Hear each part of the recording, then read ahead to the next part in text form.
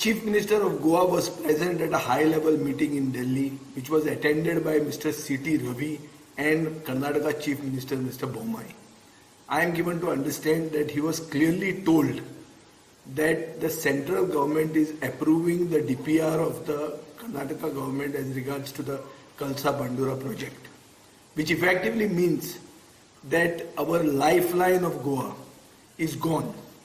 This is the New Year gift of a spineless chief minister who, to save his chair, did not utter a single word for this high-level meeting and came back.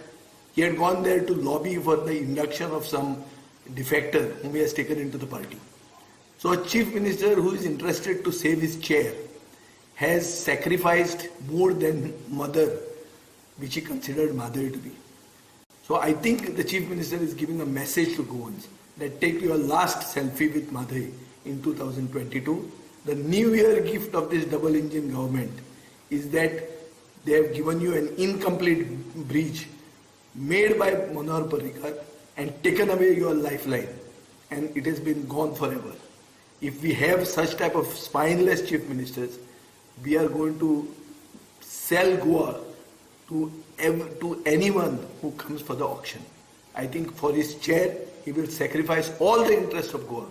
Madhai is gone. Next, the coal has been allowed. Our environment is finished. Everything will go, and only what will remain is the chief minister and his chair. So I think it is high time he should resign and save Goa by resignation and bringing in a person who can fight for Goa even with this double engine Sarkar.